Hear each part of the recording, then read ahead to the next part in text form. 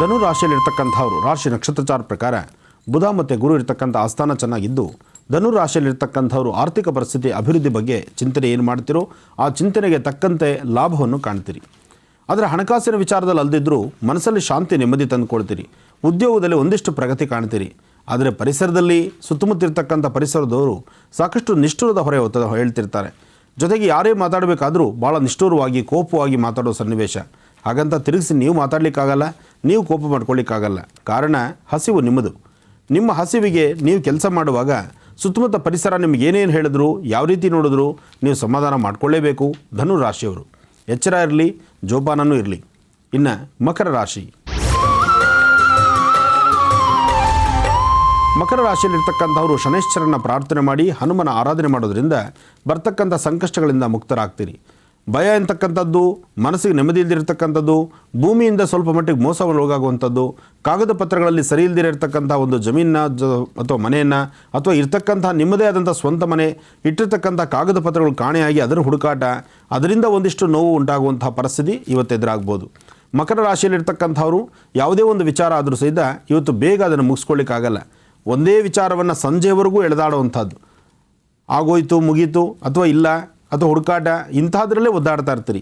ಒಟ್ಟಾರೆ ಹೇಳ್ಬೇಕಂದ್ರೆ ಮಕರ ರಾಶಿಯವರಿಗೆ ಇವತ್ತು ಅಂತಹ ಒಂದು ಒಳ್ಳೆಯ ದಿನ ಅಲ್ಲ, ಅಥವಾ ಒಳ್ಳೆಯ ಭವಿಷ್ಯತ್ತು ಸಿಗೋದು ಬಹಳ ಕಷ್ಟ ಇದೆ. ಅದಕ್ಕೋಸ್ಕರ ಮಧ್ಯಾಹ್ನ 12 ಗಂಟೆ ತನಕ ಸಾಧ್ಯವಾದಷ್ಟು ಸಮಾಧಾನಕರವಾಗಿರಿ. 12 ಗಂಟೆ ನಂತರ ನಿಮ್ಮ ಕೆಲಸ ಕಾರ್ಯಗಳೇ ಸ್ವಲ್ಪ ಮಟ್ಟಿಗೆ ಹೆಚ್ಚು ಚುರುಕಾಗಿ ಕೆಲಸ ಮಾಡಿ. ಹಾಗೆ ಹಿರಿಯರ ಮಾರ್ಗದರ್ಶನ ತೆಗೆದುಕೊಳ್ಳಿ. ಮನೆಯಲ್ಲಿರ್ತಕ್ಕಂಥ ಹಿರಿಯರನ್ನ ಕೂಡಿಸ್ಕೊಂಡು ಮಾತಾಡಿಸಿ. ಯಾಕೆಂದರೆ ನಿಮಗೊಂದು ಕೆಲವಷ್ಟು ಪರಿಹಾರಗಳು ನಿಮ್ಮ ಗಮನದಲ್ಲಿ ಏನೂ ಬರೋದಿಲ್ಲ, ಮಾಡಬೇಕಾದ್ದನ್ನು ಯಾವುದೂ ಮಾಡಲಿಕ್ಕಾಗೋದಿಲ್ಲ. ಅದಕ್ಕೆ ಮತ್ತೊಬ್ಬರ ಸಹಾಯ ತೆಗೆದುಕೊಂಡ್ರೆ ನೀವು ಆಗಿಂದಾಗಲೇ ಮಾಡುವಂಥ ಕೆಲಸಗಳ ಕಡೆ ಒಂದಿಷ್ಟು ಗಮನ ಹೆಚ್ಚಾಗಿ ಹರಿಸ್ಬೋದು. ಒಳ್ಳೆಯದಾಗಲಿ. ಇನ್ನು ಕುಂಭರಾಶಿ.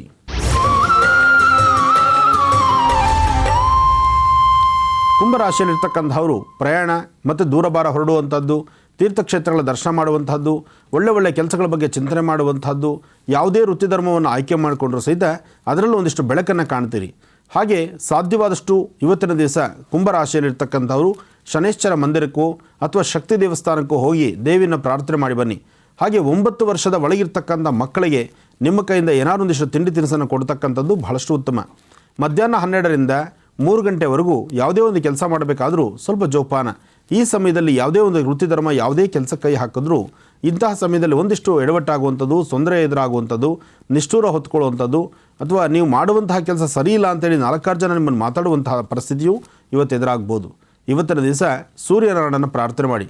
ಸೂರ್ಯನಾರಾಯಣನ ಪ್ರಾರ್ಥನೆ ಮಾಡ್ತಾ ಮಹಾಗಣಪತಿ ಅಥವಾ ಶನೈಶ್ಚರನ ದೇವಸ್ಥಾನಕ್ಕೆ ಹೋಗಿ ಬರೋದರಿಂದ ಒಂದಿಷ್ಟು ಶಾಂತಿ ನೆಮ್ಮದಿಯನ್ನು ಸಿದ್ಧಿಪಡಿಸ್ಕೊಳ್ಬಹುದು. ಇದರೊಂದಿಗೆ ಸಾಧ್ಯವಾದರೆ ಸಂಧ್ಯಾಕಾಲ ಸೂರ್ಯಾಸ್ತಮ ಚಂದ್ರ ಉದಯಿಸ್ತಕ್ಕಂಥ ಕಾಲ, ಈ ಸಮಯದಲ್ಲಿ ಒಂದಿಷ್ಟು ಮಕ್ಕಳಿಗೆ, ಸಣ್ಣ ಪುಟ್ಟ ಮಕ್ಕಳಾಗಿರ್ಬೋದು ಅಥವಾ ವಯಸ್ಸಾಗಿರ್ತಕ್ಕಂಥ ವೃದ್ಧರಾಗಿರ್ಬೋದು, ಅಂತಹವ್ರಿಗೆ ಏನಾದ್ರು ಒಂದಿಷ್ಟು ತಿಂಡಿ ತಿನಿಸನ್ನು ಕೊಡೋದ್ರಿಂದಲೂ ಸಾಕಷ್ಟು ಒಳಿತನ್ನು ಸಿದ್ಧಿಪಡಿಸ್ಕೊಳ್ತೀರಿ.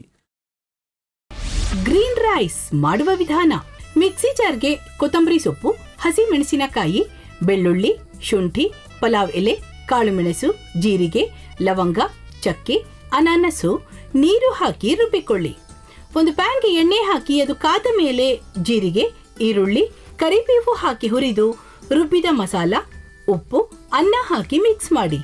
ಒಂದು ಚಿಕ್ಕ ಪ್ಯಾನ್ಗೆ ತುಪ್ಪ, ದ್ರಾಕ್ಷಿ, ಗೋಡಂಬಿ ಹಾಕಿ ಹುರಿದು ಕಲಸಿದರೆ ಗ್ರೀನ್ ರೈಸ್ ಸವಿಯಲು ಸಿದ್ಧ. ಅವಳು ಕೇಳೋ ಹಾಗಿದ್ದಿದ್ರೆ ಎಲ್ಲ ಯಾವತ್ತೋ ಸರಿ ಹೋಗ್ತಾ ಇತ್ತು.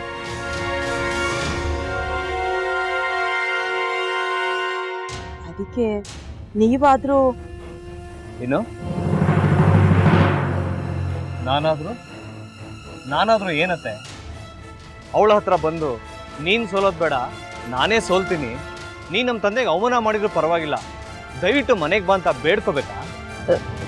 ಹಾಗೆಲ್ಲ ಅಳಿ ಅಂದ್ರೆ ಸಂಸಾರ ಅಂದಮೇಲೆ ಇಂಥದೆಲ್ಲ ಏನಾದ್ರೂ ಒಂದು ಇದ್ದೇ ಇರುತ್ತೆ. ಹೋರಾಟ ಮಾಡಿದ್ಲು.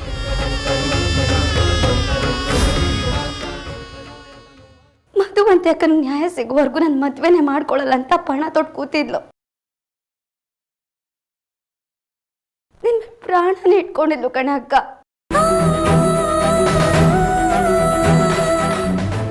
ಅವಳು ಮೈ ಮೇಲೆ ನೀನು ಸೇರ್ಕೊಂಡು ಅವಳ ಸಂಸಾರನ ಹಾಳು ಮಾಡ್ತಿದ್ಯಲ್ಲೇ.